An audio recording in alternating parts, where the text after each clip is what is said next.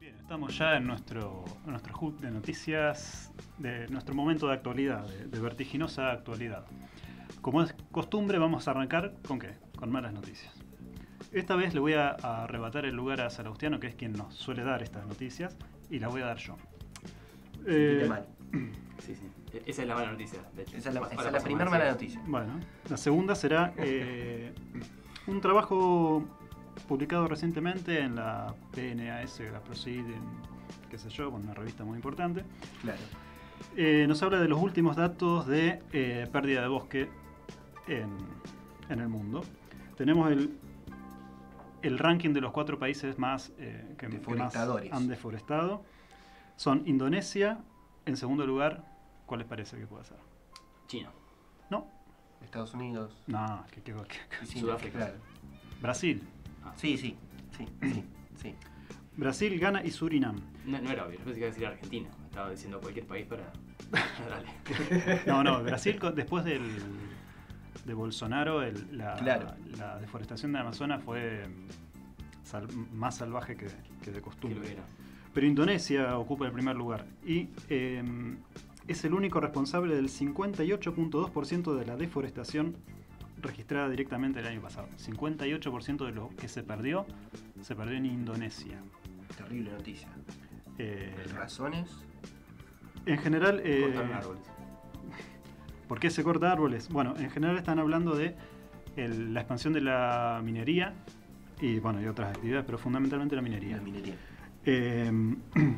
Bueno, quería dar ese simple y sucinta información que bastante es importante. Pero no podía soslayar ese dato que salió hoy. Así que, sacándonos de la mala noticia de momento esta problemática de momento, ambiental, te lo anticipo que de momento. Vamos a algo mejor. Salaustiano, ¿tenés algo mejor para...? Tengo algo mejor. A ver. Tengo una linda combinación de ciencia y de arte. Excelente. ¿Les gusta este comienzo? Sí. Me encanta. ¿Por qué no empezamos con eso? ¿Por qué no empezó él? De hecho, la tuya se la podríamos haber dicho al pasar. Están tirando árboles. Bueno, resulta que la parte de la ciencia viene por el lado de la inteligencia artificial, que nos va a dar mucho de comer, entiendo, a este foro en los próximos capítulos. De hecho, estaba pensando podemos llamar a algún experto en inteligencia artificial. Pero bueno, ¿qué es la inteligencia artificial? ¿Tienen conocido? Sí. Ahí acá bueno, ¿qué es la inteligencia artificial? Es un software súper complejo al que se le ponen consignas diversas, ya podemos ver cuáles son, y mediante algún proceso que nadie conoce. No es que no se conoce, sino que es como una parte es oscura, digamos, como la materia oscura. Claro. Suena feo igual, en una parte oscura. No sé, hay una parte que es críptica de algún modo. Claro, ¿sabes? Que es como que los tipos crean una red de neuronas, le llaman algunos, de acuerdo al tipo de algoritmo que usan, y la tienen que entrenar. ¿Y cómo la entrenas? Bueno, dándole un castigo, generalmente son clasificadores, por ejemplo. Vos le das una entrada que ya sabes si la tiene que clasificar de una forma o de otra. Si la clasifica mal, lo castigás al algoritmo, o sea, decís, bueno, de esta forma no, y si lo hace bien, lo premiás de una forma. Es una forma de aprendizaje. El famoso garrote y zanahoria. Exactamente. Y entonces de esa forma lo vas entrenando al algoritmo hasta que de repente clasifica bien. Y eso anda muy bien. En este foro hemos dado malas noticias en relación a eso, a esas cosas. Inteligencia artificial. A esa inteligencia artificial que se iba de las manos. Se hizo tan transversal a todo que vamos a tener buenas y malas noticias en relación a la inteligencia artificial. Esta buena, bien. Bueno, ¿qué pasa? Un tal Fabián Stelzer, que entiendo que es argentino, quiere hacer una película basada en, justamente, usando prácticamente completamente inteligencia en vez de, para producir la película, producirla con inteligencia artificial. La temática de inteligencia artificial no era nada original. No, de hecho hay muchas pelis de inteligencia artificial, pero digamos, quien produce la película es la inteligencia artificial en sí. Bien. En vez de Campanella, le pone un software, mirá, película. Claro, película, éxito comercial. Listo. Millones de dólares. Aquí la tiene. ¿Y cómo se llama esa...? La peli se llama Salt, como sal en inglés. Ah. Bueno, ¿qué es lo novedoso, o sea, de todo esto? Que el tipo... no sé si habrán visto ya este tipo de noticias que están circulando todo el tiempo sobre un software de inteligencia artificial que vos le decís, por ejemplo, le tirás 3-4 palabras y el software lo que hace es te da una palabra que se asemeja a eso y con alguna Y se suelen caracterizar por ser muy realistas. Sí. Por ejemplo, ahí estaba viendo una de los Simpsons, o sea, que dicen cómo serían los Simpsons en la realidad. Y ves la cara de Homero, ¿viste? De cómo sería una persona Claro. como si, real, digamos, ¿no? Con el dibujito amarillo hecho por Matt. Bueno, entonces, así como hay ese tipo de software, también hay otro tipo de software que hace animaciones, hace voces y que también hace guiones. Entonces el tipo... Claro, eso es lo que te iba a preguntar. El guión hace, no es que te...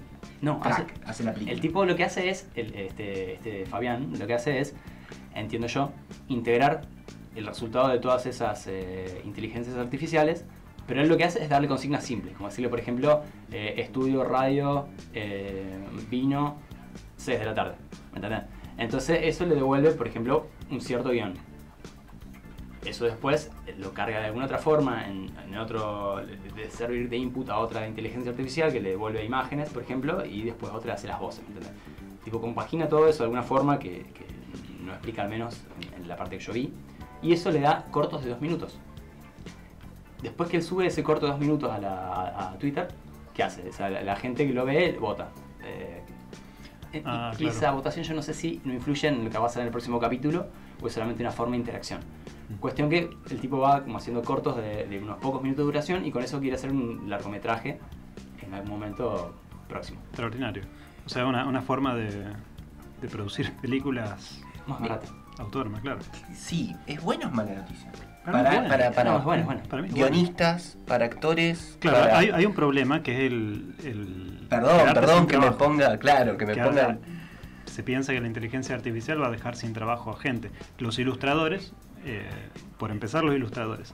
De hecho, tenemos, Gonza, las imágenes que uno puede buscar en internet Inteligencia artificial. Sí, claro. alguna página que te haga dibujitos con inteligencia artificial.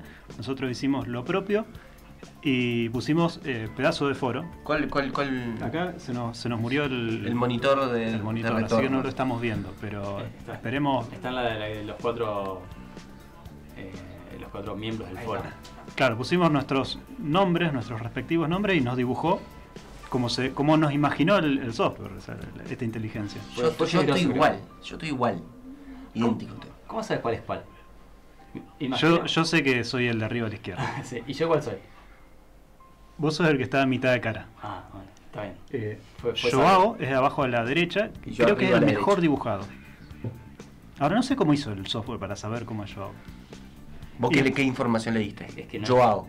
No es nada parecido a Joao, esa es la... No, y después puse pedazo de foro. Y el resultado, no sé si tenemos esa imagen también, Sí, la otra imagen, por favor. es... no, nunca me hubiera imaginado. Sí. Igual hay una tendencia entre estos software de inteligencia artificial que siempre es una imagen media mística, media oscura, Porque media... es un software para generar imágenes artísticas. Claro. Claro, bueno, pero Intriga. nunca te dibuja un tipo en, no sé, tomando el bondi. O sea, No sé. siempre son este tipo... Yo lo que he visto hasta ahora son ese tipo de imágenes. ¿Y cómo hace la gente? ¿Tiene que buscar cómo buscaste? ¿Buscaste en Google? Sí, Inteligencia artificial y IA, ilustración, cualquier cosa, hay muchos de eso. Así que si quieren jugar un ratito, lo hacen. Pero bueno, esa ha sido la noticia entonces de tecnología. Si quieren les cuento un poco la trama. A ver. O sea, es básicamente unos tipos que terminan en un planeta que está lleno de sal. O sea, de alguna sal. Por eso se llama Salt. Y la sal esta aparentemente empieza a crecer por todos lados y le genera problemas en las naves espaciales. Bueno, y es todo también de la mano con estas imágenes místicas y misteriosas. Y los cortos que vi son siempre así, son como diálogos, viste, diálogos encadenados uno detrás del otro que parece que te llevan a algún lugar, pero no está muy clara la trama como es todavía. Pero es así media como misteriosa, digamos. ¿Cómo hace la thriller gente psicológico. ver esto? Todavía no salió. No, porque si votan. Puedes ver los cortometrajes. Tienen que meterse en Twitter en Salt, Salt como saltar pero sin AR al final, _verse. Como sería como universo de Salt. Salt_verse. Verse como Saltverse. Ajá. Claro. Bueno, buenísimo. Excelente. Bueno, gracias a Luciano por la información tecnológica. Cobain, ¿tenemos algo bueno que decir? Ustedes eligen. Tengo 2 malas y una buena. Ustedes eligen si lo hacemos sándwich, si ponemos las dos malas y las 2 primeras malas y después cerramos con la buena. Rápido, yo prefiero 2 malas y una buena. Dale. 2 malas y una buena. Bueno, como hablábamos de los lugares más deforestados del mundo,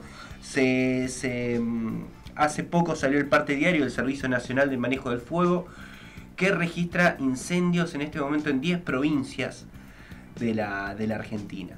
Al mismo tiempo y al unísono, las provincias son Entre Ríos, San Luis, Santa Fe, Jujuy, Córdoba, Salta, Mendoza, Tucumán, Buenos Aires y Catamarca. Arrancamos con esa mala noticia. Bien, sí. Lamentablemente no sorprende, pero sí, ¿qué va a ser? Dichos de Gerardo Morales, el referente del radicalismo desde Washington. La declaración textual fue así: desde Washington paramos la ley de humedales porque venía muy rápido. Es buenísimo. Se va a chocar, se va a hacer mal. Claro, se puede hacer mal la ley de humedales. ¿Por qué es desde Washington? Porque fue a hacer una gira. Él está en Washington. Fue a hacer una gira con Guado de Pedro para buscar inversiones de dos signos políticos distintos. Y bueno, manifestó de que él estaba de acuerdo con la ley redactada del año pasado, sí. Cabandier. Lo que yo no estoy tan seguro de que esto califique de noticia. No es noticia, es un dicho. Pero sí, pero es un dicho. Claro, no es una novedad, pero claro, no estoy diciendo nada nuevo. Bien. Vamos a decorar, vamos a poner la frutillita como para, bueno. Pero pará, o sea, que haya dicho desde Washington tiene que ver solamente con que él estaba en Washington. Claro. No con, sí. con que fue una orden, digamos. Claro, sí, venía sacada de contexto, también podemos decir que desde Washington. Pero pero en esas estaba en Washington giras, buscando inversiones, ¿para qué? Claro, en esas giras lo que se dice no es casual. Claro. Okay. Bueno, bien, ¿y la buena? Y la buena es que me tengo que ir a España. Bueno, no importa, bueno, me voy en España hace historia en que declara con estatus de persona a una laguna salada de 1.600 kilómetros cuadrados, lo que le da derechos ante ante contaminación, ante daños, como si se le haría a una persona, a un ecosistema sujeto de derecho. Exacto. Cosa que ya había pasado en Argentina, ya pasó con animales. Con animales pasó también, bueno, en Bolivia, y había pasado también en Nueva Zelanda en el año 2017 con un río con un nombre impronunciable que no pienso esforzarme en decirlo. Bueno, por ejemplo, ahora la laguna tiene derecho a saber quiénes menos son con sus esta padres. letra. Digo que la laguna no tiene derecho a saber quiénes son sus padres, por ejemplo. Y bueno, también. Todos los derechos, claro. La autodeterminación y demás. Exacto. Creo que la Constitución de Ecuador 2008, esto después se lo vamos a preguntar a Celeste, vamos a tener. Pero creo que la Constitución de Ecuador en el 2008 considera a la Pachamama como sujeto de derecho. Claro. Bien. Excelente. Buena noticia. 600.000 firmas tuvo e invirtieron 20.000 millones de euros para protegerla del desarrollo costero y la agricultura local. Que me parece bastante plata. Bastante. A mí 20.000 millones de euros también me parece como... Para mí sería mucho. Bueno, gracias Cobain. Y la última noticia de esta sección por ahora, yo creo que es buena. O no sé, no es una noticia, qué sé yo. Un estudio publicado en Consciousness and Cognition muy recientemente parece que le dan una explicación a déjà vu. El déjà vu, ¿saben lo que es? Brevemente, ese momento cuando tenés una sensación de que esto ya lo viví, les habrá pasado. Sí, muchas veces. ¿Y estás confirmando que es una sensación? O en verdad ya lo viviste y se mezcló un universo paralelo. No, la explicación que están proponiendo estos psicólogos es de sensaciones. Y parece que es lo siguiente. Y a mí me pareció muy fascinante esto. Sucede o se dispara en el cerebro cuando hay algo en la estructura del espacio, la arquitectura de donde estás, que tiene semejanzas con algo en la memoria. Que no es que sea el lugar parecido, pero hay una estructura espacial que es cerca, que se conecta sin que vos sepas. Y tiene que ser espacial, o sea, ¿no? Sí, del espacio. A mí me pasa lo siguiente, esto lo voy a confesar a ver si a alguien en la audiencia les pasa, o si a ustedes, o a alguien de acá. A veces yo quiero imaginar un lugar. Supongamos que estoy imaginando una historia. Porque quiero. Bien. Y digo, bueno, voy a imaginar entonces esto va a ser una biblioteca. Y la historia transcurre en la biblioteca, y después me doy cuenta que esa biblioteca, en realidad, ponele, era en mi cerebro el garage de mi casa, ponele, cuando era chico. Y que la agarré, le puse estanterías, lo disfracé de biblioteca. Pero era el garage de tu casa. Pero profundamente era el garage de mi casa. Eso mi cerebro lo hace, no sé si el de ustedes. No podría decirlo. Es muy específico. Bueno, tratá de imaginarte un lugar. Gracias en mi casa. Bueno, hagan ese ejercicio y para mí, a veces a mí me pasa mucho eso. Esta noticia para mí fue buena porque confirma algo que yo pensaba. Pero no es lo mismo lo que acabas de decir. No, pero tiene algo que ver. Bueno, pero ya. Igual que hay estructuras, que el cerebro, Entonces, el cerebro conecta estructuras espaciales profundas que no es similitudes ostensibles de lugares, sino que es algo profundo que vos ni siquiera te das cuenta. Está bien, pero entonces lo que sabemos es que cuando vos ves alguna estructura espacial que tu cerebro le resuena de alguna forma, eso gatilla el déjà vu, que todavía no sabemos lo que es. El déjà vu es eso, la sensación de que... Sí, bueno. Una sensación. Neurológicamente, ¿qué es? Pero ¿Sabemos qué es? Pero es espacio temporal el déjà vu, porque vos sentís que estás viviendo algo que ya viviste, no solamente el que estuviste. Bueno, esa sensación se dispara por este estímulo. Está bien, bueno, pero todavía falta un camino por recorrer. Sí, no, bueno, esta es una hipótesis de cuál sería el disparador del déjà vu. Le pasamos el paper a la gente que... Sí, igual el que esté interesado... Alan Brown. Bueno, ahora pasamos la cita cuando estemos en la... No, Ann Cleary de la Universidad Estatal de Colorado hizo este estudio. Ya vamos a pasar mejor las fuentes. Yo creo que estamos en condiciones de dar por cerrada esta primera etapa de noticias e irnos a otra parte. Pero con música, ¿no? Sí, nos vamos con música. Yo antes quiero saludar a la profe de yoga y a una niña que nos está escuchando, se llama Aurora. Le mandamos un beso grande. Abrazo gigante a esta niña. Muy adecuado para una niña todo lo que hablamos. Sí, a los niños les encanta escuchar sobre inteligencia artificial y déjà vu. Déjà vu, sobre todo, viste, tienen tanto pasado claro. el niño. Claro. Les pasa todo el tiempo y quieren saber ¿qué gatilla esto que me pasa? Bueno, claro. Aurora es la estructura espacial profunda del... Claro, entonces nos vamos escuchando una canción de Stevie Wonder que se llama Master Blaster o Jamie. Claro, totalmente relacionado. Que también a los niños les gusta mucho. Para Aurora. Bien, continuamos en Pedazo de Foro, en este que es nuestro bloque medular, nuestro caracú. Ya estamos con Celeste. Bienvenida, Celeste, muchas gracias por sumarte al foro en este programa. Pero antes de arrancar con la charla en sí, Cobain, refrescada de redes y comentarios de la... Refrescada de redes. Satélite Azul en Twitch. Pueden ver los programas ya grabados en Satélite Azul en YouTube. En Instagram, Satélite Azul SF. Nuestro Instagram, pedazo-de-foro. Y Facebook, pedazo de foro. Mandamos saludos. Franquito, que nos está viendo de otro lado y con datos, dice se está gastando los datos, pero no se pierde el programa. Qué grande, Franco, qué grande. A Yelén desde Rafaela, Lini desde Rafaela, Silvio desde Rafaela. Belén desde Salta nos está escuchando, así que le mandamos un abrazo gigante a Belén, que es la primera vez que ve el programa y nos está viendo desde allá, así que esperamos no defraudar. Raro, ¿no? Que de Salta no nos hayan escuchado nunca, ¿no? No, sí, yo no entiendo por qué. Sí, bueno, está bien. Siempre hay una primera vez. Sí, totalmente. ¿Estamos entonces? Por ahí sí, tenemos algún saludito. No tenía un dato de... Tenés razón, Larralde me dice, este dato es genial. A propósito de lo del déjà vu. Claro. Larralde dice que hay un porcentaje, hay un estudio que dice que la mitad de la población mundial no puede imaginar cosas con los ojos abiertos. ¿Te pasó? No, yo imagino todo el tiempo.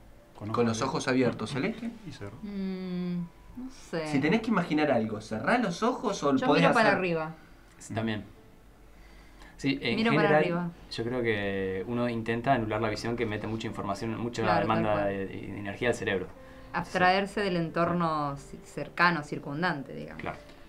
Bien, bueno, tiene fuente, imagino, ¿no? La fuente es tu vieja, dice Datazo. Larralde, pero bueno. ¿Y quién dice es que es un Larralde, estudio... ¿Quién es Larralde? Larralde tal. Okay. Bueno, bien, datazo eso a corroborar después. Vamos a hacer nuestra investigación. Probablemente amerite una encuestita. Dale, podemos hacer encuesta. No vamos a perder más tiempo, que tenemos hoy la ocasión de hablar con Celeste. De vuelta, gracias por venir. Celeste, para los que no la conozcan, que bueno, hay una audiencia. No, hay una audiencia fiel que te sigue siempre, pero hay gente nueva. Celeste es doctora en antropología social, de origen bióloga, acá en Santa Fe.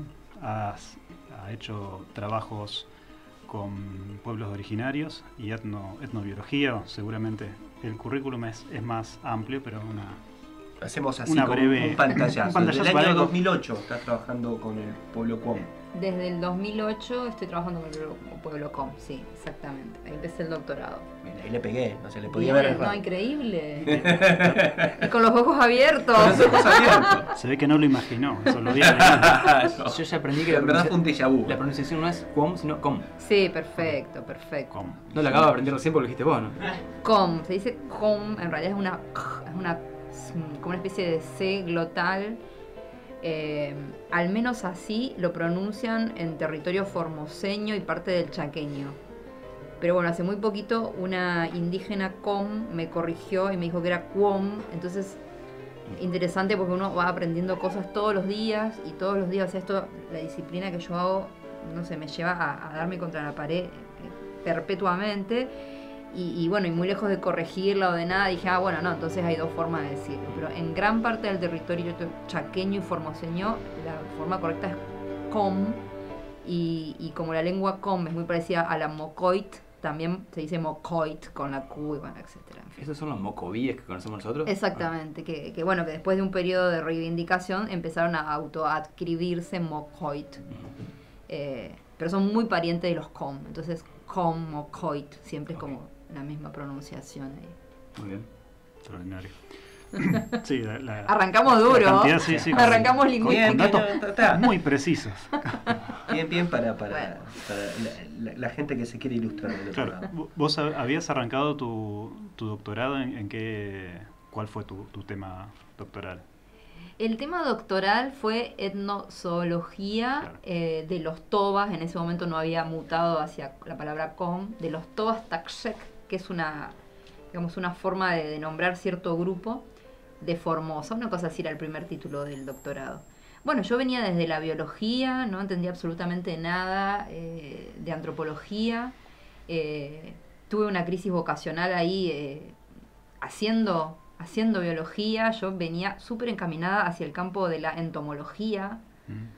Eso había sido tu tesis de grado. Eso había sido mi tesis de grado y yo era una apasionada, una amante de los insectos y los coleccionaba y bueno, como que en Santa Fe además estaba haciendo punta porque la verdad que es una ciudad en donde no está, es una provincia diría, donde no está desarrollado el estudio sobre insectos. Incluso en el país el estudio sobre insectos también está ahí. Bueno, sí hay focos, pero hay un montón de áreas donde son grises, ¿no? En ese momento hablábamos de áreas grises en estos estudios.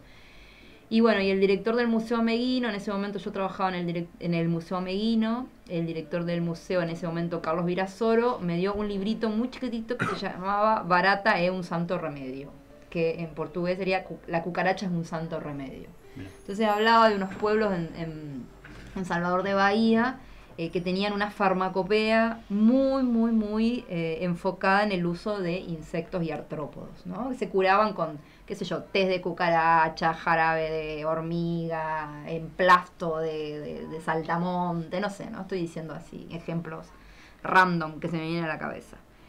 Y bueno, en ese momento le comenté a quien era mi director del primer estudio doctoral, que tenía que ver con insectos taladros de la madera, le comenté, y me dijo que eso era, que para qué, si ya estábamos evolucionados, si la ciencia ya había evolucionado, y para qué estudiar el conocimiento de los pobladores campesinos, si claramente estábamos en un estadio en donde la ciencia tenía muchísimas más respuestas.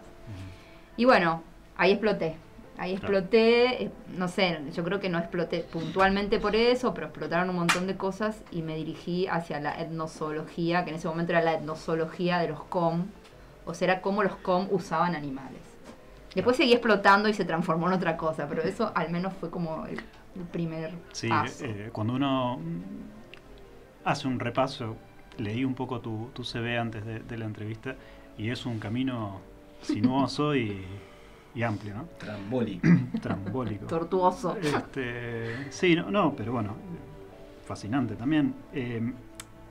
Yo me detuve particularmente en un dossier que habías publicado en 2020 sobre la irrupción de lo no humano en el ámbito jurídico y político. En general, un tema con el que solés retomar mucho es el de antropoceno. ¿Nos podrías contar un poco qué es, así, para poner al tanto a la audiencia? Claro. Sí, cómo no. Bueno, antropoceno es un término, no tengo los datos así súper precisos, pero bueno, lo pueden googlear porque Google es la mamá y el papá de todos al mismo tiempo. Es un término, digamos, nació en una de las cumbres climáticas más importantes de este mundo. Entonces, bueno, dos climatólogos llegaron a la conclusión de que estábamos frente a una era geológica medible en términos científicos positivistas, ¿no? O sea, uno podía hacer reacciones químicas, físicas, isotópicas y encontrar una capa que tenía que ver con la modificación humana del planeta. Todavía no se ponen de acuerdo si eso tiene que ver con la revolución industrial o la llegada de Colón a América. Pero esa capa que se puede medir y tiene que ver con la transformación que hizo el humano en el planeta se podría llamar antropoceno. O sea, la era geológica del antropos, o sea, del humano. Humano con O. Claro. Lo digo, bueno, después si quieren lo conversamos. Sí, claro. Entonces, bueno, en estas cumbres climáticas mundiales se empezó a debatir muy fuertemente. Al principio lo debatió la geología, después lo empezó a tomar la biología, porque claro, extinción masiva de especies, extinción, pérdida de bosques, acidificación, cambio climático, y posteriormente lo tomaron los estudios humanísticos y sociales. Yo particularmente caí ahí cuando fueron retomados por los estudios humanísticos y sociales. ¿Por qué? Porque en su momento sentíamos en mi equipo de investigación que los pueblos indígenas tenían muchísimo para decir al respecto sobre el antropoceno, ¿no? El antropoceno realmente es, y lo estamos viviendo, una devastación planetaria. Los científicos de las ciencias naturales y exactas lo están diciendo. O sea, este es un solo planeta y se está extinguiendo para nosotros, para los animales, para los vegetales. O sea, se nos va. Y bueno, y al respecto los indígenas tenían mucho para decir, ¿no? Tenían mucho para decir, ¿por qué? Porque ellos no habían, o sea, no es la primera fin de mundo, ellos dicen, por el que atravesaron, porque el primer fin de mundo tuvo que ver con la conquista y colonización de América, un momento tremendamente violento en el que no solamente desembarcaron otros modos de relacionarse con el ambiente, sino que desembarcaron un montón de pestes biológicas, como por ejemplo la viruela, la gripe, el sarampión, etcétera, que produjo muertes, o sea, muchísimas muertes. Los grupos indígenas fueron totalmente reducidos en su cantidad poblacional. Y otras pestes como por ejemplo la conquista espiritual de América, ¿no? Que empezó a hacer una transformación de los sistemas cosmológicos y bueno, y paulatinamente eso fue modificando el paisaje. Ellos dicen que eso fue su primer fin de mundo. Claro. Ahí ellos vieron su mundo como estaba morirse, terminarse, y sobrevivieron y reexisten. Y siguen sobre Sudamérica y sobre todos los territorios donde hay indígenas. Entonces ellos dicen, bueno, ahora estamos ante un segundo fin de mundo, que es el que están anunciando los blancos, porque lo estamos anunciando los blancos. Y bueno, ¿y cómo hacer? ¿Cómo enfrentarse a eso? Esto genera muchísimas ansiedades, el fin de mundo, ¿no? Porque, bueno, hay noticias muy catastrofistas de que se termina. Y por otro lado, ¿qué hacemos? ¿Qué hacemos ante esta catástrofe, no? Están los que se dicen aceleracionistas que dicen, bueno, terminemos y ya está. Si estamos en una curva descendente, como imaginen una pendiente y una bolita. La bolita no la frenas con nada, no hay forma. Entonces, bueno, ya está, vamos, aceleremos, que ya está. Y hay quienes dicen... Si nos vamos a extinguir, aprovechemos. Aprovechemos. Claro. Sigamos como venimos. Sí, yo no quiero decir la frase, digamos, así como común, ¿no? Pero bueno, a disfrutar que se acaba el mundo, digamos. Y todavía no son las 10, todavía no son las 10. Todavía no puedo decirla, ¿no? Bueno, avísenme, hágame una señal. Hágame una señal, que por ahí sirve. Y bueno, y hay otros que dicen, no, inventemos formas de mundos en el que podamos aprender a vivir y morir bien, como dice Donna Haraway ahí, una bióloga antropóloga también ahí, aprender a vivir y morir bien en esto que es un entorno totalmente enfermo. Entonces, bueno, en ese momento en el que se produjo ese dossier, los científicos sociales, y yo en ese momento me identificaba, qué sé yo, bueno, no me identifico, no sé cómo identificarme, soy una disidente disciplinar claramente, pero bueno, en ese momento estábamos muy a full con el antropoceno, porque era era como una moda, es una moda académica, sí, ¿no? Como toda la moda académica. Y estábamos a full con el antropoceno. Pero claro, si vos te empezás a tomar en serio lo que escribís y lo que lees y lo que escuchás, entrás en un pozo depresivo tremendo. Porque, bueno, se acaba el mundo. Y noticias como las que ustedes mismos acabaron de anunciar hoy cuando inició el programa. ¿Y qué hacemos? O sea, queda un pedacito chiquitito así de Brasil. Tras eso, crisis electorales, porque bueno, de pedo los votos para qué sé yo, salga Bolsonaro, y lo voy a decir así porque así lo pienso, que ha producido la devastación socioambiental de Brasil, y acá en este país no quiero ni hablar de lo que se viene, y entonces uno dice, bueno, ¿y qué hacemos con todo esto? Estoy publicando sobre que se acaba el mundo, ajá, ¿y qué hago? Tipo anuncio, ¿viste? Así claro, como, ¿qué hago claro. con esta profecía? Sí, a mí una de las cosas que me había interesado mucho de eso, Cobain y yo estudiamos biología y también estuvimos Lo lamento mucho, chicos. muy en contacto con nociones como, por ejemplo, desarrollo sustentable y esas formas que era muy difícil de digerir. Una vez que uno entendía las contradicciones del sistema, que son de cosmovisión, o sea, en la génesis del capitalismo está el antropocentrismo, es algo central. Y no se puede escindir del problema del antropocentrismo. Y vi que en ese dossier habías hablado de alternativas, de formas de giros en la forma de pensar actualmente que se plantean como alternativas al antropocentrismo, a considerar, quiero decir, al ser humano como centro, como sujeto de todo, sujeto y lo demás objeto. Entiendo que también nutrís mucho esto de la experiencia de haber trabajado con los pueblos originarios y de qué manera esa experiencia a vos te parece, si es que te parece, que puede haber alternativa al antropocentrismo actualmente.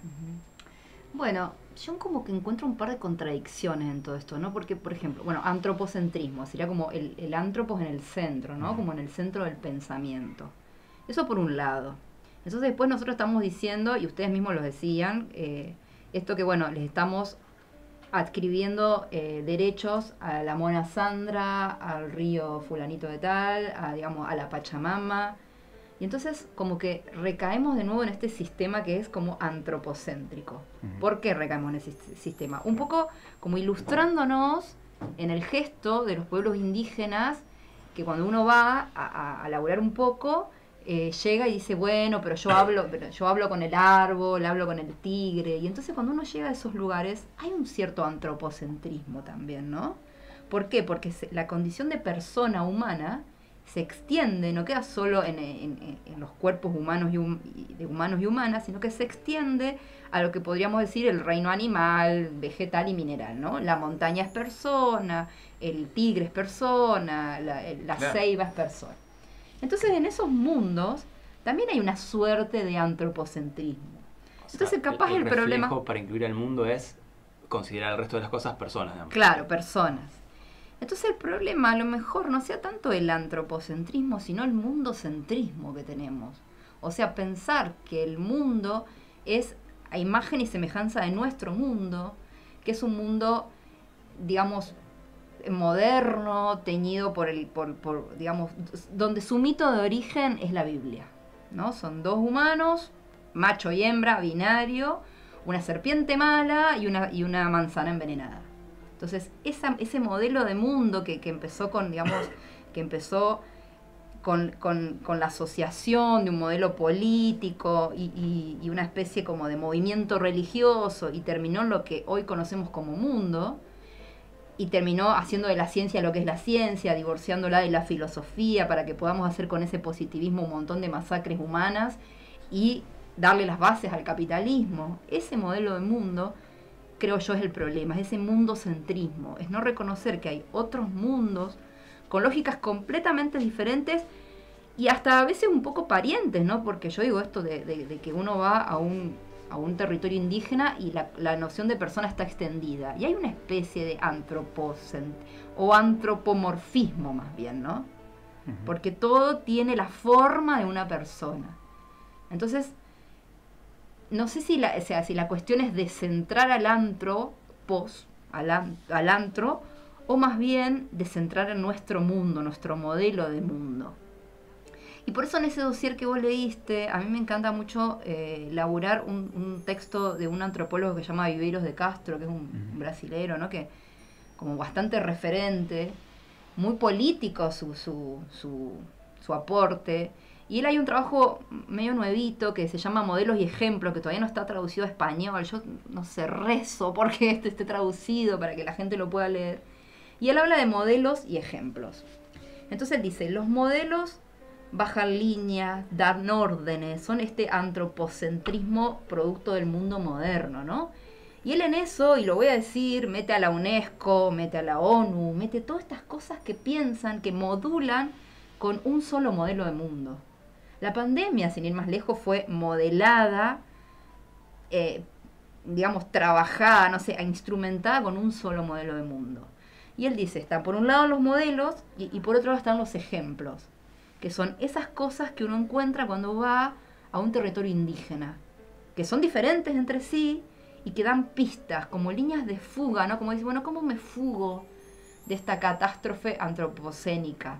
Y bueno, busco un ejemplo, una forma de relacionamiento diferente, un gesto, una afectividad, una relación, un entramado, zafándome de esos modelos.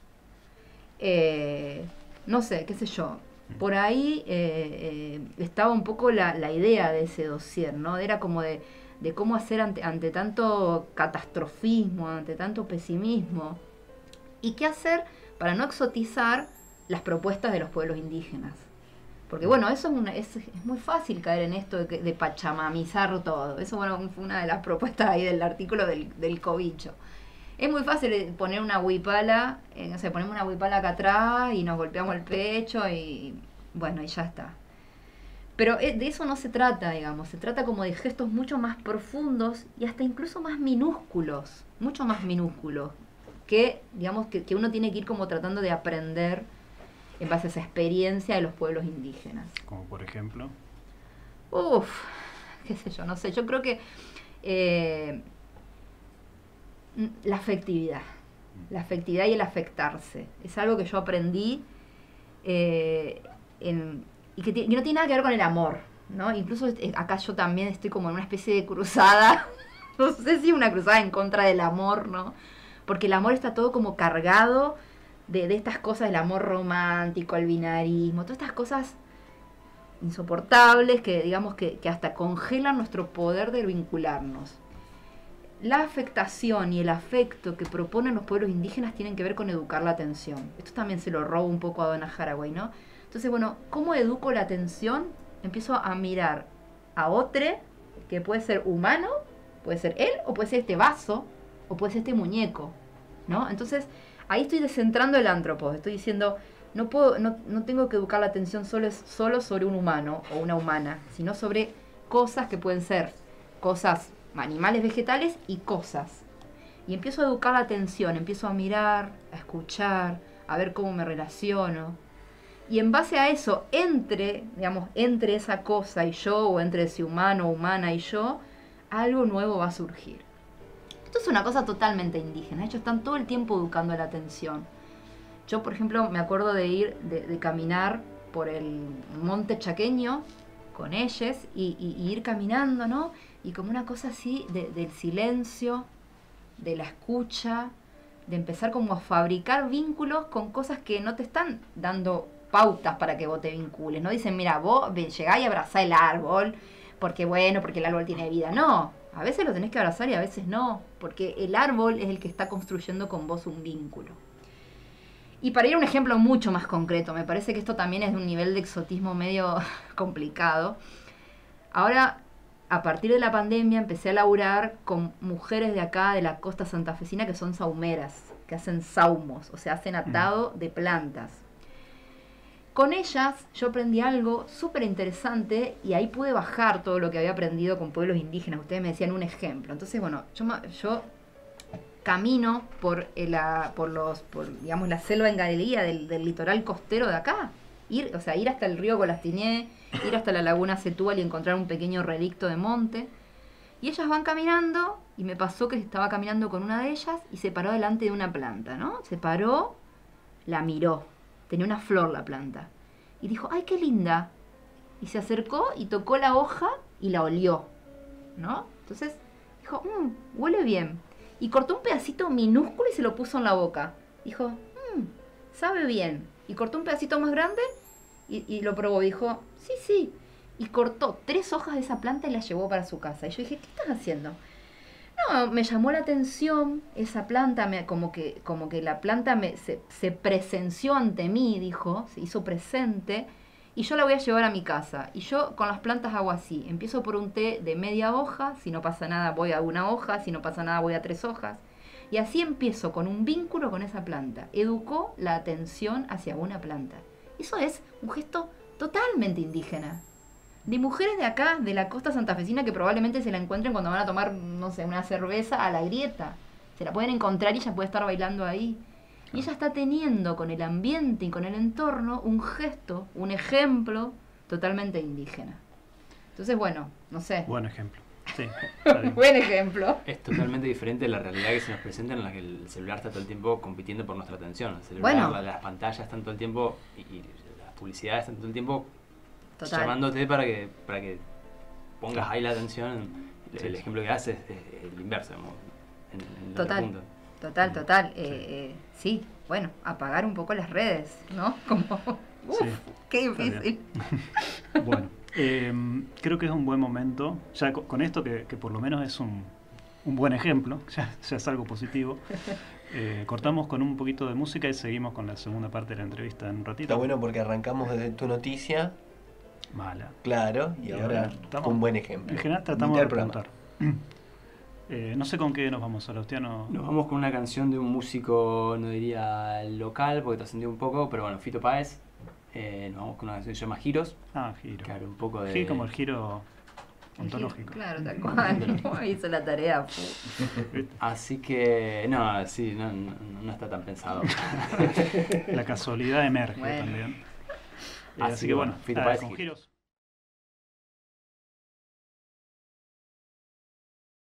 Continuamos en Pedazo de Foro. Habíamos escuchado 2 canciones de Fito Páez, ¿no? No, una de Fito Páez y una de Divididos. De Divididos, claro. Pasó rapidísimo. Pasó rápido. Porque la gente no ve del otro lado lo que pasa entre los bloques. Y esto me pasó. Bien. ¿Querés dar una refrescada de redes para la gente que se está sumando? Y ya hablamos con nuestros oyentes que nos están escribiendo. En Twitch, Satélite Azul. En YouTube, Satélite Azul SF. Y en Instagram, Satélite Azul SF. Y en YouTube, Satélite Azul. Pedazo-de-foro.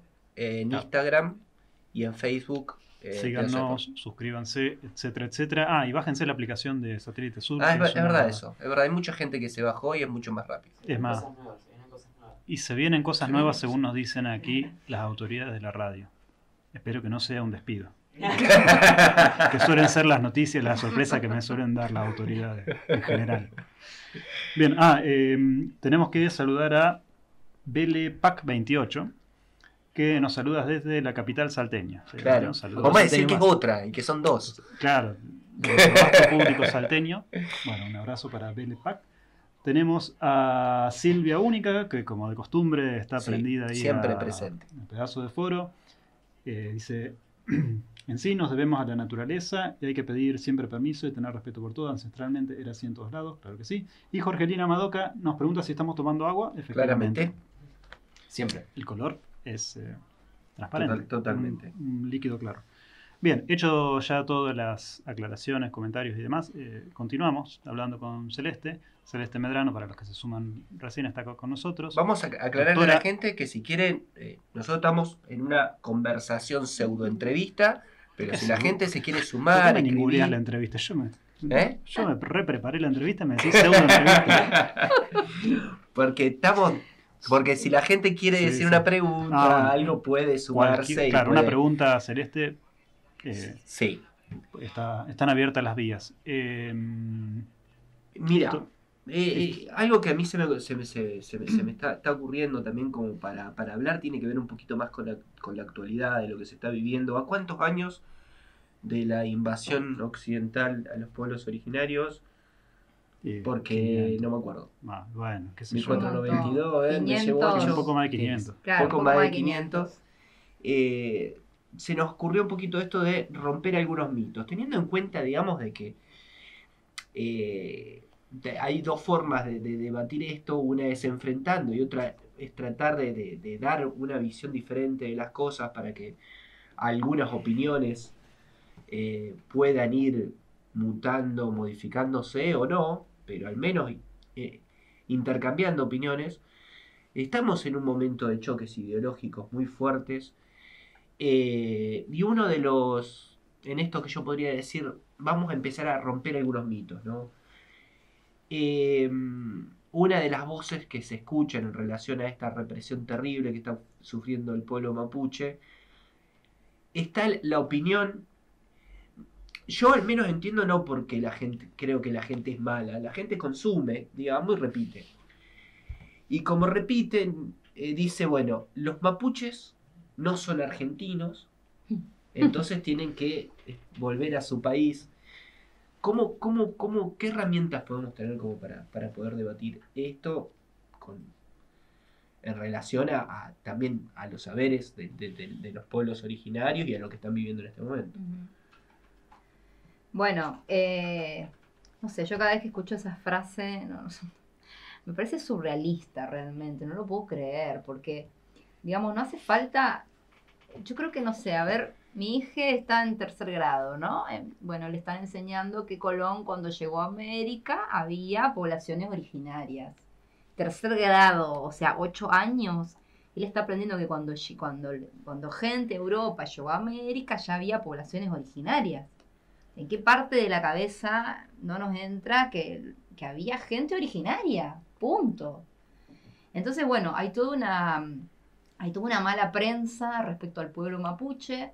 El pueblo mapuche, cuando se produjo, hay otra cosa llamada campaña al desierto, encabezada por el señor Julio Argentino Roca. No sé si la ubican, les suena. Me suena de un billete, sí.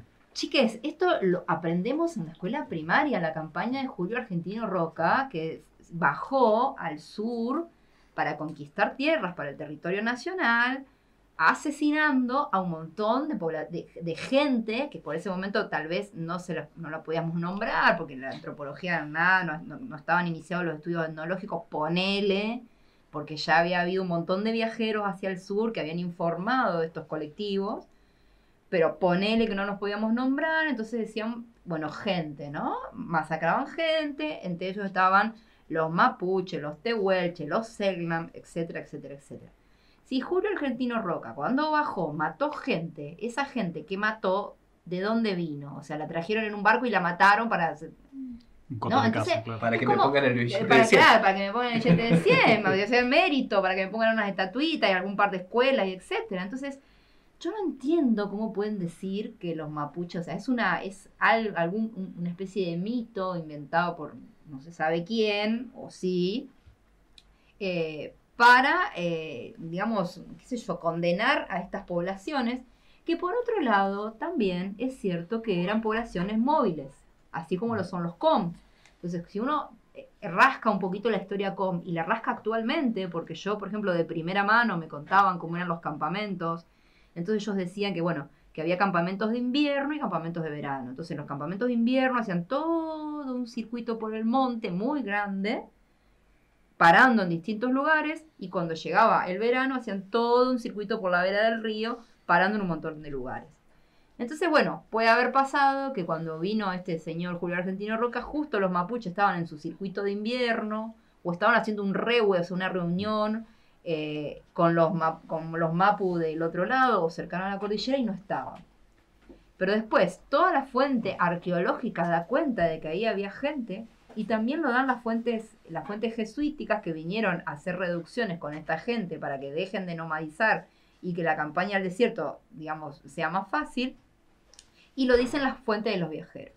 Entonces decir que los mapuches no son argentinos es como no haber ido a tercer grado, qué sé yo, no haber estado escolarizado directamente. Bueno, todo bien, yo lo entiendo. Uno va a tercer grado cuando tiene 8 años, después crece, la adolescencia, el amor, la universidad, se va olvidando, ¿no?, de ciertas cosas. Bueno, ¿qué pasa con los medios que consumimos? ¿Qué pasa con qué estamos escuchando? O sea, con qué tipo de medios nos estamos informando. Hoy es una falacia decir que solo podemos informarnos con los medios oficiales porque estamos todo el tiempo con el teléfono. Mucha gente tiene Instagram, por decir, ¿no?, una red social que ahora ya es para, no sé, ya la gente de 40, ya manejamos estas redes. No es como antes, que bueno, eran redes más que eran privilegiadas para los más jóvenes y las más jóvenes. Todo el mundo tiene una red social y todo el mundo puede acceder a una noticia de mejor calidad. Entonces, bueno, no sé, dejar de mirar precio de zapato y empezar un poquito a mirar otras redes. Sí, o sea, esto es un problema de información, claramente, porque hay otras redes, hay otras voces. Actualmente los mapu también tienen acceso a estas redes. Cuando lo pasó lo del lago Mascardi, ellos de primera mano levantaban testimonios, levantaban entrevistas, y entonces uno podía verlo de primera mano. No hacía falta enterarse por TN o por C5N, bueno, no sé si está mal que diga esto o no diga esto, pero no hacía falta enterarse por esos medios. No, claro. Entonces, sí. Igual de todos los argumentos que yo he escuchado, ese es el más pobre, es decir, que no son argentinos. Sí. Ese he escuchado otros más sofisticados al menos.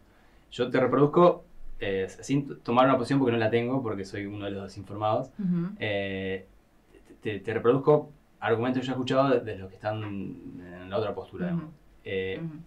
Se escucha mucho la palabra pseudo mapuche, como diciendo que en realidad los mapuches están y son un pueblo que tiene derechos y que tenemos que incluirlos y que se merecen todo lo que se merecen, solamente que ese grupito no son mapuches, sino que se hacen uso de esa denominación, digamos, para acceder a derechos, pero bueno, pero no lo son. ¿Qué hay de cierto en eso? Bueno, no, o sea, mira, se me acaba de venir a la cabeza una película, nada que ver, ¿no? Pero se me acaba de venir a la cabeza una película que se llama Donde sueñan las hormigas verdes. Anoten y miren. Que es un documental de Werner Herzog. No sé si lo ubican a Werner Herzog. Es un documentalista súper importante que hizo Aguirre, La ira de Dios. Hizo una película sobre ciencia ficción que está buenísima, que se llama Lo, porque es la primera palabra que se mandó por internet. Bueno, estoy divagando un poco para llegar a esta película que se llama Donde sueñan las hormigas verdes. Se trata de una tribu indígena australiana que de repente es desplazada de su territorio porque viene una mega empresa, que no me acuerdo si era una minería o algo de eso. Entonces los tipos los sacan del territorio, empiezan a construir, y de repente, donde era su territorio, hacen una ciudad. Pero ¿qué pasa? Estos tipos necesitan estar en cierto lugar porque en ese lugar hay una conexión muy fuerte con lo que podríamos decir la ancestralidad, que son no humanos, que son otros más que humanos, con los que se conectan para poder mantener su entorno, para poder mantener los buenos vínculos con animales, plantas, etcétera, que era de lo que hablábamos antes. Entonces resulta que la película muestra cómo estos tipos en un momento empiezan a ir a un supermercado en donde había quedado uno de sus sitios sagrados, o sea, el supermercado estaba sobre un sitio sagrado, empiezan a ir a un supermercado y se sientan en círculo entre dos góndolas. Y es un documental, lo muestra. Entonces, lo que hace el supermercadista, como no los puede sacar, qué sé yo, hacen distinto y no lo pueden sacar, en esa góndola pone objetos de poco consumo, qué sé yo, no sé, candados o cosas de muy poco consumo, Y entonces los deja. Y los tipos cada tanto, cada determinada época del año, van y se sientan en círculo en ese lugar sagrado en el medio del supermercado. ¿Por qué me vino esto a la cabeza, si no? Con esto del déjà vu. Porque con los Mapu pasa lo mismo. Ellos fueron desplazados de un territorio en donde había un montón de lugares que para ellos eran fundamentales para poder conectarse con lo que para ellos es sagrado, que pueden ser fuerzas del agua, de la montaña, de una roca, ¿no? Entonces, en este momento están en una recuperación territorial. ¿Qué significa? Que van, muchas veces sí, encapuchados, van, digamos, con palo, porque bueno, en fin, a querer volver a instalarse como estos australianos en su lugar sagrado. ¿Por qué? Porque esas fuerzas espirituales con las cuales necesitan relacionarse para continuar las luchas, la vida, los nacimientos, los buenos partos, la buena pesca, la buena agricultura, están en esos lugares y están haciendo recuperación territorial. ¿Qué pasa? Esos que van a hacer recuperación territorial no están vestidos con taparrabo y pluma como los, digamos, como en nuestro imaginario tendría que estar un indígena. A lo mejor ya perdieron la lengua. ¿Por qué? Porque muchos fueron posterior a la conquista del desierto, metidos en reducciones, escolarizados. Hay mucha discriminación cuando hablan su lengua indígena. Muchos papás y mamás hace un tiempo, hace por ejemplo 40 años más o menos, hubo todo como un proceso en donde esos papás y esas mamás no le transmitían la lengua indígena a sus hijos para que no sean discriminados y puedan entrar en la universidad y etcétera. Entonces todo ese proceso de violencia estatal y social hoy se traduce en personas que vos las ves y son como vos, como yo, incluso el color de piel, la forma de peinarse, el celular, la zapatilla, la moto, etcétera. Y vos decís, pero eso es un pseudo mapuche. ¿Eso qué? ¿Dónde está su pluma y su taparrabo?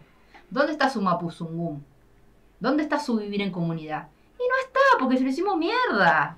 Porque los mandamos a la escuela, porque le mandamos a la iglesia, porque le mandamos formas de vivir, porque le mandamos planes estatales que no tienen absolutamente nada que ver con su forma tradicional de organizarse, etcétera. Entonces, bueno, es como un perro que se muerde la cola. Digamos, los precarizamos. Cuando ellos dicen, claro, no, quiero dar un girito para atrás, no, pero así tan precarizado, vos no sos indio, no me venga con que ahora sos indio. Le pediste que sea diferente y cuando lo fue diferente, decís, bueno, no somos. No, ahora no. Entonces, bueno, eso es lo que está pasando. Eso es lo que está pasando, y en el interior, cuando uno se va al interior, a mí me ha pasado, que yo trabajé en Formosa, que me decían, pero esos ya no son indias, si andan en moto. Ay, bueno, a ver, ¿los indios no pueden tener moto? Claro. O sea, ¿qué tiene que...? Ser indígena no tiene que ver con qué uno tenga o con qué se ponga, tiene que ver con una forma vincular, con una vincularidad, lo que hablábamos hoy, ¿no? Cómo uno se vincula, a quién, digamos, a quién atiende, a quién no atiende, cómo resuelve sus problemas, y tiene que ver con algo muy profundo que es la ontología, ¿no? Que es esta forma de establecer vínculos y relaciones. Entonces vos no podés juzgar a una persona si es indígena o no indígena. ¿Por qué? Porque tiene la mejor zapatilla que vos, mejor celular que vos y anda en moto. Y bueno, qué sé yo, y con un jean y una remera. Bueno, o sea, en base a esos diacríticos totalmente xenófobos, se instrumentan estos discursos de pseudo-mapuchismo. Realmente, o sea, hoy en día, qué sé yo, hay un montón de gente que está como volviendo a decir, pero mis abuelos eran así, a mí me criaron así, y ¿por qué yo no soy mapuche? Y pasa un caso muy curioso en el sur, donde están los, ¿cómo se llama? Los Selknam, ¿no? Que es un colectivo indígena que supuestamente no había más ninguno. Entonces, la antropología misma, o sea, mis colegas los dieron por extintos. Hay un montón de grupos indígenas que en este país se dicen, bueno, claro, están extintos. Hace poco tiempo, hará 20 años, un grupo de jóvenes empezó a darse cuenta que sus abuelos tenían prácticas que no se correspondían con el criollaje local. No, porque mi abuelo hacía tal cosa, porque hacía tal... Se empezaban a reivindicar Selknam. No saben una sola palabra de Selknam. Fueron a la escuela como cualquier criollo, a la secundaria, a la terciario. O sea, no saben un mito, no saben, empezaron a buscar, empezaron a basarse en fuentes antropológicas y ellos se autoescriben Selknam. ¿Qué derecho tenemos nosotros, que somos los que hicimos que no sean más Selknam, decirle no, ustedes no son Selknam? Claro, entonces, bueno, no sé, en base a eso se articulan esas prácticas y esos discursos. Y no pasa solo, bueno, el tema es que los mapuches se están metiendo con capitales fuertes, se están metiendo con digamos, y son territorios muy ricos en materia de recursos. Y como decía hoy él, o sea, está la minería ahí en la boca de esos territorios, son territorios ricos a nivel, digamos, pastura, qué sé yo qué, pero también son ricos a nivel minería. Y entonces ya estamos como imaginando que si queremos hacer un camino hacia la minería vamos a tener que atravesar por los indios estos que no van a querer cobrar peaje, ¿no? Como hay toda una bola ahí. Y bueno, y en eso hay que crear mito para poder matar, porque yo no puedo matar a alguien que digamos que, bueno, que lo considero indio. Yo puedo matar a alguien que sea un pobre, puedo como... Entonces necesito crear esa mitología para poder ejercer la violencia, porque si no, no puedo. Para poder ejercer la violencia tengo que crear el mito de que también son violentos, como poder decir, bueno, ellos son violentos, entonces la única forma de combatir la violencia es con violencia, entonces... Mirá, el jueves pasado, ¿cuándo fue lo de Mascardi? El miércoles pasado. Justo yo estaba en Buenos Aires y, bueno, parte de un grupo de las madres de Plaza de Mayo retomó las consignas. Entonces me fui a dar vuelta ahí con las madres y entonces hay algo que como que me pegó duro y que decían, bueno, a nosotros nos dicen terroristas, pero nosotros ponemos los muertos. Fíjate como la contradicción, ¿no? Los mapuches son los terroristas, pero también son los muertos. Cuando en realidad, si son los terroristas, ¿dónde están los muertos que matan a esos terroristas? Entonces, bueno. Son los muertos de los intereses económicos a los que están afectando. No, y hay muertos, o sea, hay muertos mapuche y hay mujeres condenadas y bueno, y todo lo que ya sabemos por la noticia, no sé si lo sabemos o no lo sabemos, pero bueno, todas las noticias que circularon esta semana. Y además es una clara violación a los derechos humanos, chicos. Estamos en el 2022 y estas mapuches son trasladadas a un territorio que no les pertenece, o sea, que no es el de ellos, sin condena.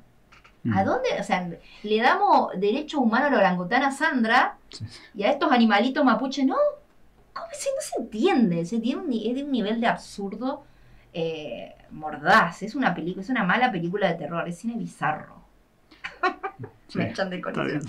Está bien, está perfecto. Son cosas que hay que decir. Vinimos a romper mitos y creo que qué mejor manera de romper mitos. Te digo el mejor argumento que escuché para que lo... venga, quiero retruco. No, porque digamos, la aceptación de pueblos originarios digamos, ocurrió en mismísima la cuna del capitalismo. Digamos. Estados Unidos es un territorio gigante que le asignó territorio a las tribus originarias y donde conviven, digamos, es un estado aparte. Digamos. O sea que no hay una riña en sí si querés o sea, se podría buscar soluciones similares. Entonces lo que yo escuché últimamente, de los argumentos de la vereda opuesta, el más inteligente que escuché hasta ahora es, o el que más mella me parece puede hacer todo esto, es que en realidad es un grupo con el que es muy difícil negociar, como que no se puede llegar a una solución de ese estilo, con ese grupo en particular. ¿Qué crees vos de eso? ¿Qué te parece? ¿Qué les cabe? ¿Qué sé yo? Como nada. Puede ser que sea un grupo de difícil negociación, pero porque van por todo, tal vez, claro. ¿No? Es verdad que no todos los colectivos indígenas tienen la misma forma de vincularse con ese otro llamado blanco, llamado Winca, llamado, qué sé yo, Rockye, cada grupo lo llama de distinta manera. Yo lo que creo es que los Mapu son un colectivo que viene hace mucho laburando políticamente. Hace mucho se vienen, no por nada, son casi, fueron los primeros que se llamaron, que se autoproclamaron Nación Mapuche. Y cuando vos te llamás Nación Mapuche, es porque le estás disputando soberanía, pero no es solo soberanía, o es una soberanía territorial que también es una soberanía política, ¿no? Es decir, si somos una nación mapuche, este pedacito es nación mapuche, acá se hace lo que yo digo, y si yo no quiero pagar impuestos, no los pago. También puede ser que en ese territorio llamado nación mapuche yo no reciba ni planes de familia, ni nada, o sea, es autodeterminado. Los Mapu fueron los primeros en alcanzar, digamos, una visión en donde, digamos, que utópica de eso, ¿no? De que deberían ser nación para poder ejercer su verdadero ser indígena. Otros colectivos no están en ese nivel político, los Mapu son un colectivo que hace mucho que viene elaborando. Y entonces van por todo, van por ser nación. Y cuando vos vas por todo, y bueno, la violencia que recibís del otro lado es mucho peor. Yo creo que el caso estadounidense se puede comparar y no, porque también, digamos, como que la conquista en Estados Unidos fue una conquista muy cruenta, también, o sea, masacró un montón de gente, y es un grupo minoritario el que hoy tiene territorios como pseudo-nacionales en Estados Unidos y puede hacer esto que hacen ellos de tener, que digamos que son tierras como libres de impuestos porque los impuestos los manejan los propios indígenas, etcétera. Eso pasa en un lugar muy pequeño de Estados Unidos y Estados Unidos es muy grande y tiene un montón de otros colectivos que no están en esos procesos. Entonces, en ese sentido, hay como una cierta similaridad porque hoy los Mapu están reclamando ser nación, pero por ejemplo los Com no están reclamando ser nación. Claro. Digamos, reclaman territorio, pero no con esta impronta de nación, ¿no? De autodeterminación total y plena de absolutamente todo. Desde lo que entra hasta lo que sale, hasta los impuestos, hasta los subsidios, hasta todo. Entonces, bueno, qué sé yo, son procesos históricos particulares. Pero para mí son un excelente espejo, o sea, los Mapu, yo me acuerdo siempre cuando hay reuniones, yo he participado en reuniones así plurinacionales de indígenas en Buenos Aires, por ejemplo, juntarse muchos grupos indígenas, y bueno, y los Mapu siempre están dando hasta son como agresivos cuando están en estas mismas reuniones. ¿Por qué? Porque están muy alto en su instrumentación política, y los otros indígenas quedan así como mirándolo y diciendo, ay, esperen que ya vamos, ¿no? Como bueno, como todavía están entendiendo otras cosas, están ahí como en su proceso. Entonces, bueno, qué sé yo, no sé. Sí. Está bien. Sí, bueno. Cortito, hay que entender eso también para la gente del otro lado, digamos, de que el concepto de nación es un concepto que abarca mucho más que el lenguaje, mucho más que la cultura, implica también la lógica del territorio, y que los mapuches también tienen esta forma de actuar en base a cómo han sido con ellos también, digamos, o sea, qué es lo que generó para que los mapuches estén en esta situación hoy. Sí, y es interesante, perdón que te interrumpa, ¿no? Pero acá es interesante pensar que con esa tierra que ellos estaban reclamando, digamos, si llevamos a serio, si realmente decimos, bueno, que sea nación, ellos tienen derecho a hacer lo que se les cante, ¿no? Y esto que el Estado dice de que, bueno, pero la tierra es para quien la trabaja. No, porque ellos pueden no querer trabajar la tierra. ¿No? Esto es uno de los argumentos que yo escuché ahora la semana pasada. No, pero ellos hacen agricultura. Y si no quieren hacer agricultura, que no la hagan. Y si quieren poner un casino, que lo pongan, porque es su propio derecho. O sea, si nosotros ponemos casino y pista de esquí, ¿por qué no lo van a poner los mapuches? Entonces, bueno, no es esta cosa de seguir como, por un lado, el mito del indio violento y paralelamente al mito del indio que tiene que cosechar la tierra, tener vaca, como esta cosa así, ¿viste? Con la naturaleza y abrazar los árboles. Bueno, qué sé yo. No se interrumpe un vínculo con un árbol si vos pones un casino. Es que yo también entiendo que tampoco puede generar algún tipo de, entre mil comillas, enamoramiento sobre el otro modelo de nación que se le propone también. Yo voy a discutir con alguien que me venga a proponer algo, pero si vos me prometés 900.000 hectáreas de Benetton, los Lewis en Lago Escondido, si vos me estás proponiendo eso y me lo dibujás alrededor de la tierra que quien para la trabaja, y no te creo nada, digamos, o sea, qué sé yo, me parece lógico lo que plantean, pero bueno. Bueno, interesante debate. Se nos ha hecho un poco tarde, pero ha valido la pena. Bueno, gracias Celeste por esta charla y por las nociones que nos has dado. Hay comentarios. Sí, hay algunos comentarios. Teníamos, no me he dado cuenta, el agua que teníamos a ir a Villavicencio. Bueno, vamos a hacerle, vamos a cobrarle después a Villavicencio. Seguro que habrá estado re de acuerdo con. Sí, pido disculpa también porque me atraganté con algo de agua de Villavicencio. Claro, Ay, casi morís en el medio.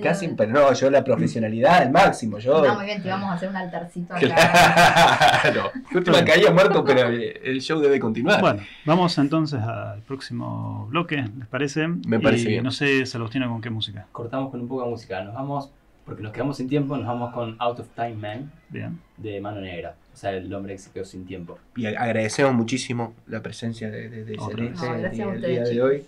Hermoso. La verdad que para nosotros es un placer. Sí, muchísimas gracias. Continuamos en Pedazo de Foro, son las 22:41, se nos ha ido casi todo el programa. Ya la despedimos a Celeste y está sonando Dizzy Gillespie, lo que significa que es nuestro bloque de distensión y de servicio. Bien, muy importante. Tengo en mis manos una investigación, no es una investigación, es una información erudita. Bien, Que las ha que sido me encantan esas. ¿Conocen el nombre Alan Greenspan? No. Bueno, era un expresidente de la Fed, de la Reserva Federal de Estados Unidos. Sería el Banco Central de Estados El Unidos. Banco Central de Estados Unidos. Economista, claramente. Y el tipo desarrolló un índice económico, como se miran, por ejemplo, tasa de empleo, etcétera, ¿verdad? Para predecir, mejor dicho, sí, para predecir recesiones y el fin de recesiones. Ok. Le voy a decir cuál es ese indicador. Es la venta de calzoncillos. Bien. Muy bien. El tipo dice, no me traigan acá que la tasa de interés, no. Decime cuántos calzoncillos se están vendiendo. Es buenísimo. Un estudio de economía no en vano. Claro, pero el tipo era presidente de la Fed. Bueno, ¿en qué se basa el razonamiento de Alan Greenspan? En su gran sabiduría, dice, el calzoncillo en general no se ve. Ojo, tenés que ser el presidente de la Fed para saber esas cosas. Excepto que sea Superman. Claro, pero en general es verdad que el calzoncillo es una prenda que no se ve en general. Entonces pensaba Greenspan, que cuando empieza a ver vacas flacas, es una de las prendas que el hombre decide relegar en su prioridad de renovación, quiero decir. No renovar, claro. No renovar tanto. Bueno, por ahí compro otra cosa, el calzoncillo es asunto mío. Pero, o sea, es el primer gasto que se corta, pero también el primero que se reactiva cuando las vacas vuelven a engordar. ¿Por qué? Porque no es un consumo suntuario. Digamos, uno podría cortar, por ejemplo, la compra de Ferraris. Pero después tiene que mejorar mucho tu situación para que te vuelva a comprar una Ferrari. Claro. En cambio, el calzoncillo no. Vos el calzoncillo ponele que en octubre dijiste, bueno, cortemos la renovación de calzoncillos. Las vacas flacas duran hasta el próximo octubre. Y donde te entre un manguito, así bueno. Compra que esto no da para más. Que esto no da para más. El calzoncillo marca el principio y el fin de una recesión, según Alan Greenspan. La compra de calzoncillos, digamos, el pico de... Dice Greenspan que en una economía sana, la venta de calzoncillos tiene que aumentar un 2 o un 3% anual, siempre. Eso con la población, más o menos. Claro, una cosa así. Pero cuando deja de crecer o se va para abajo es porque hay un problema. Para la crisis del 2008 esto funciona muy bien en Estados Unidos. La venta de calzoncillos, 2008, pum, y empieza después de 2015, por ahí empieza. Datos, si alguna vez te toca gobernar, lo que puedes hacer es subsidiar la compra de calzones. Y para que los inversores digan, claro. mirá los calzoncillos que se ven. Mirá los calzoncillos, quiere decir que este país va muy bien. Algo sucede así con el índice de Big Mac. Exacto. Bueno, pero a mí esto me hizo ruido. Ustedes disculpen, nos hizo ruido al foro. ¿Ruido de calzoncillo? No, el calzoncillo no me hizo ruido. Mis calzoncillos son, ante todo, silenciosos.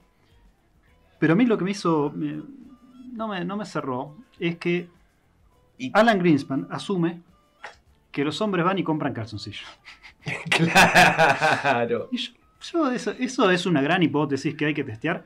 ¿Y qué hicimos en el foro sino atenernos a la ciencia? Totalmente.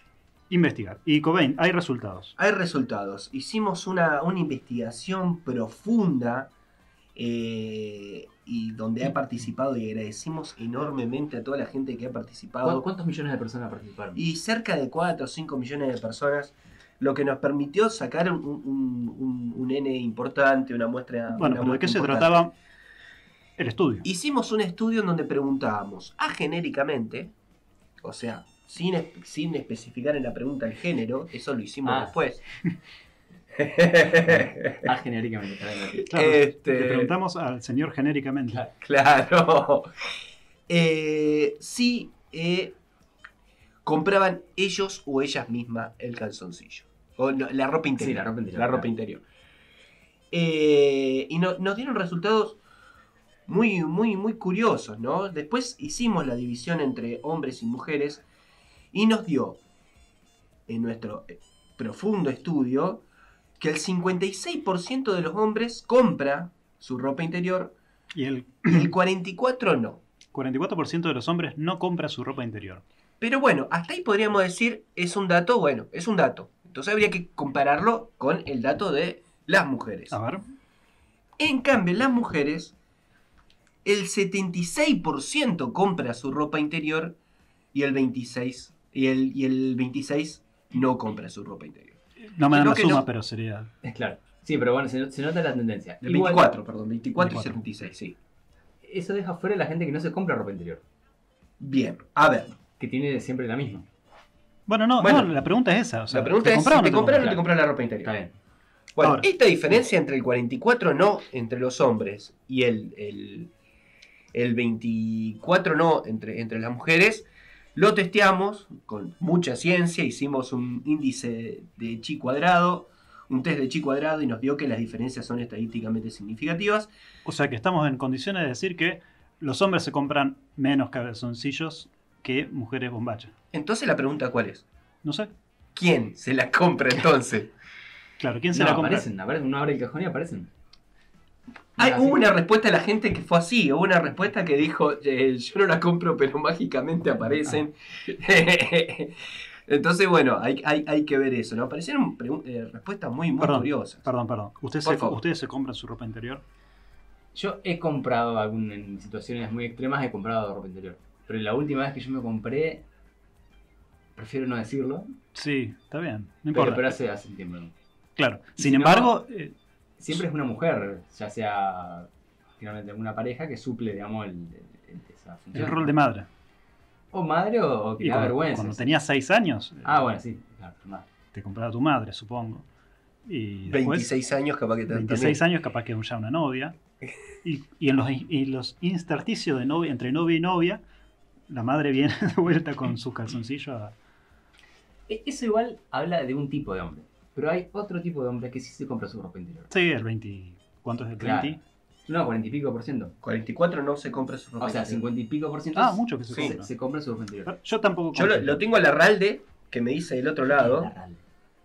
La Ralde me dice del otro lado que el 56% es hipócrita, dice. Sí, hay hipocresía. Acá es mentira, dice. Yo, mentira. mira, Hay yo- hipocresía en la gente que ha respondido sí. Voy a revelar algo de una trastienda. El backstage de este estudio implicó un estudio previo hace un tiempo, que hicimos un estudio parecido. Y encontramos el siguiente fenómeno, que éramos varios que tirábamos esta encuesta. Si yo tiraba esa pregunta, muchos tipos decían, sí, no me compro calzoncillos. Si mi compañera de al lado tiraba esa encuesta, el tipo decía, sí, yo soy un hombre totalmente independiente.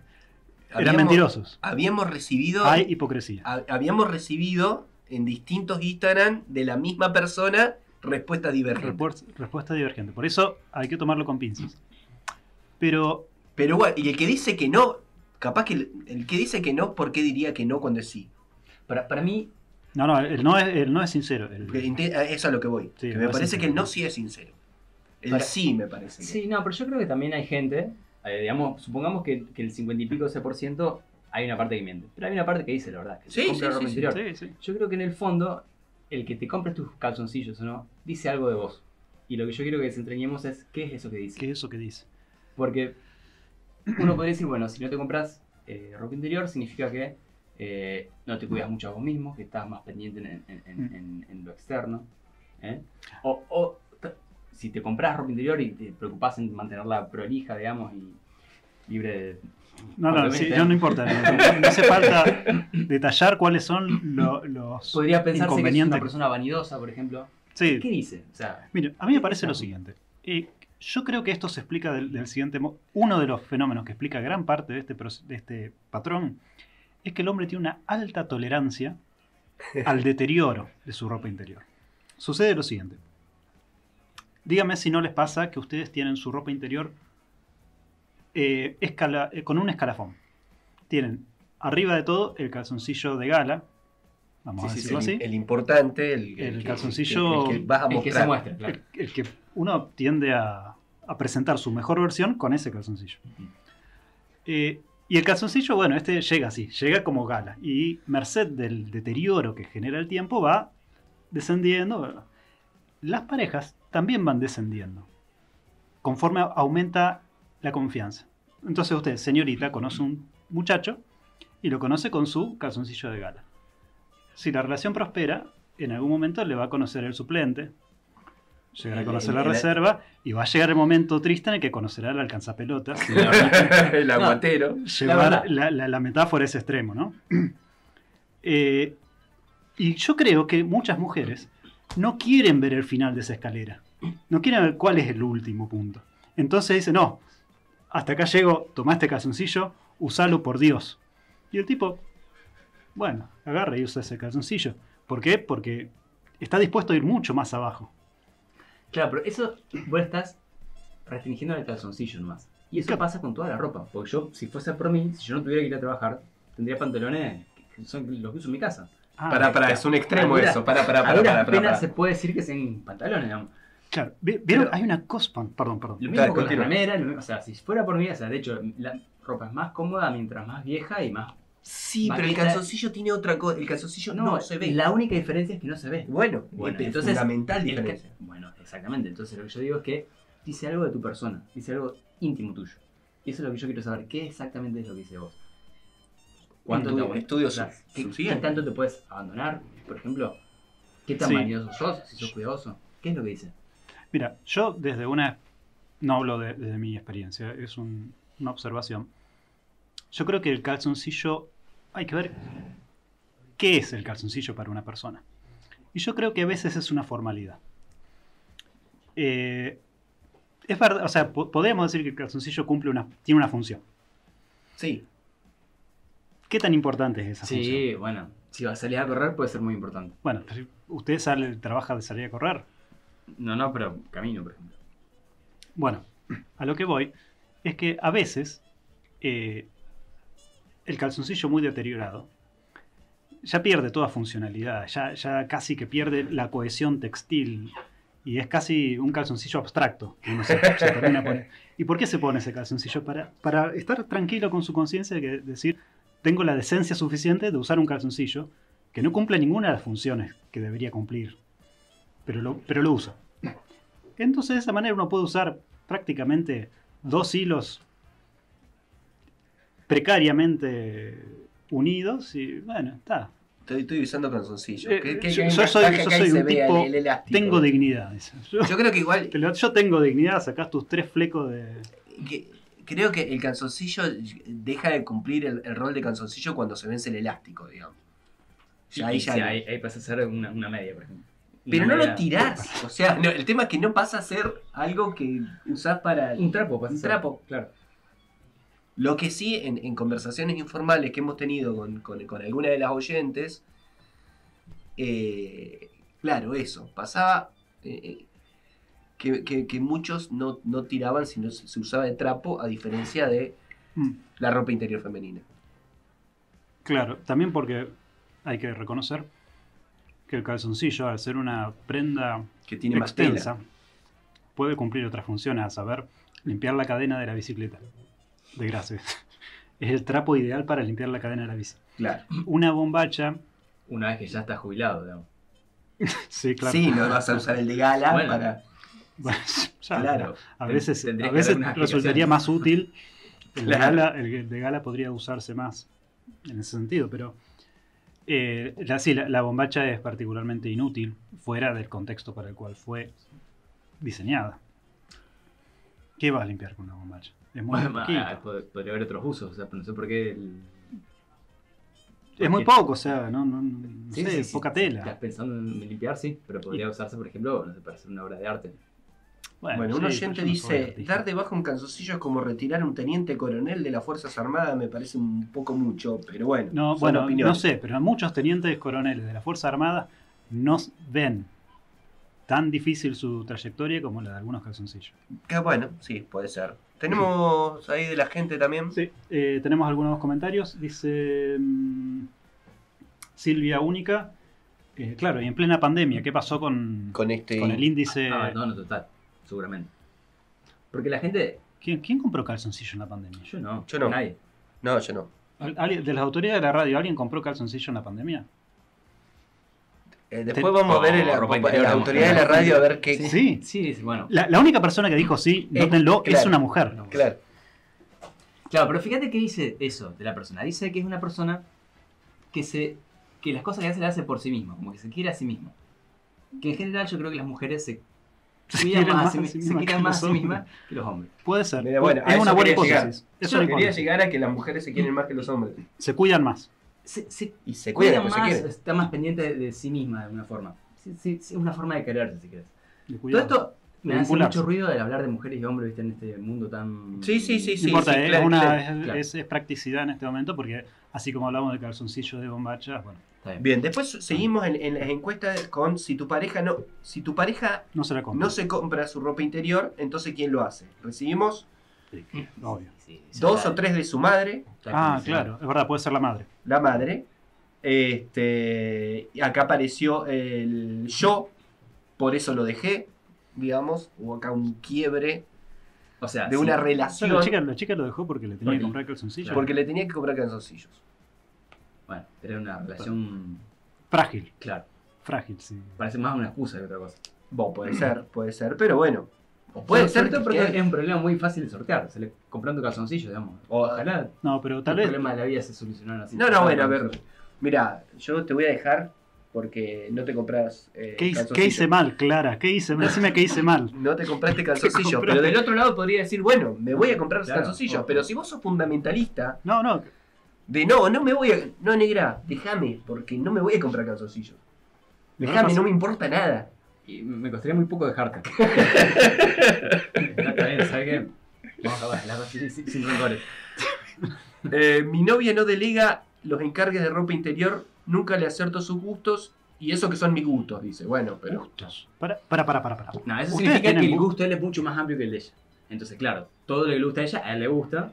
Sin embargo, no todo No lo que le gusta a coinciden, él. dicen que no coinciden. Mi novia no delega los encargues de ropa interior. Nunca les acierto a sus gustos. Novia. Claro. Novia. Hombre, Ah, sí. porque si Pero- tu pareja no se compra su ropa interior. Y eso No, que claro. son mis gustos. Dice, Está bueno, diciendo, yo traduzco lo que está diciendo. Está diciendo, yo no le puedo comprar ropa interior a mi novia, porque cuando se la compra, yo le se la gusta. compra, a ella no le gusta. Sin embargo, mis gustos son sus gustos, dice. Sí, ingenuamente. sí. No, en Sí, realidad sí. lo que pasa es que tu gusto es muy amplio y el de ella es mucho más reducido. Entonces vos comprás, si es un diagrama de Venn, vos comprás por acá afuera, que para vos está bien, y ella compra por acá adentro. ¿Sí? Sí. Entonces coinciden. Estamos hablando de una abstracción, ¿no? No tiene que ver con Sí. la ropa interior en sí. Bueno, Courtney Love. Courtney Love dice, fui a comprarme ropa yo, él me acompañó y lo obligué a comprarse calzoncillos Qué decentes. buena es. Le tendí una trampa. Cayó como un niño. Claro. Bueno, ¿Quién será bien. la pareja de Courtney Love? Bueno, muchachos, se nos ha hecho un Sí. poco tarde. Saludos, tengo que saludar a Karen, que nos está escuchando, a Elisa, que nos está escuchando, a Larralde, a Andrea Porpato, también que nos está escuchando. ¿Quién es la rana? ¿Quién es Larralde? Larralde, un Larralde. folclorista. Bueno, algunos ¿Quién? comentarios acá que no quiero terminar el programa sin mencionarlos. Jorgelina dice, hay bombachas grandes. Es cierto. Sí. Nosotros estamos... bueno, Sí, pensando. sí, hay un... Ojo, pueden servir de trapo. Tareas de cuidado debe ser. Y Silvia Única, que conversa con Jorgelina, coincide en que sirven para limpiar vidrios. Ignoraba que la bombacha tuviese esa prestación. Y bueno, después saludan, así que... No tiren la ropa interior, o gente en tiren nada, general. qué sé yo. En fin, bueno, este ha sido el adelanto de nuestra investigación. La primera de muchas, seguramente que Bueno, vamos a mí, hacer. como la ciencia, el método científico occidental plantea, me trajo nuevas preguntas que podríamos indagar. Vamos a seguir en nuestro camino de hacia la verdad. Bien. No sé, con alguna canción, Salaustiano. Sí, nos vamos con una canción sin ninguna relación con lo que estamos hablando, una canción de una banda chilena de cumbia, se llama Chico Trujillo, la canción se llama Loca. Loca. Para, no hay una banda, pero hubiera sido esta buena la banda Los Calzones. ¿Se acuerdan de la banda Los Calzones? Había una banda que se llamaba Los Calzones. Sí, nunca había supe banda. de la Sí, existencia. había, pero no me Tiene acuerdo. una canción de cancha. Después, pero bueno, no importa. No nos vamos con los calzones, No, sino no con... vamos con Los Calzones. No, una banda chilena Una banda que chilena. seguramente en noviembre va a poner un montón de canciones. Se llama Chico Trujillo. Chico Trujillo. Así se llama la banda. Hasta la semana que viene. Escribile que hagan algún tema de los calzones. Sí, yo me estoy despidiendo. La idea era. Sé tú mismo, etc. Nos vemos. Sí. Come bien, dormí bien, respira profundo, evita pensamientos negativos, no te estreses, no lo fuerces, sé tú mismo y escucha el foro. Dale, bien. Nos vemos.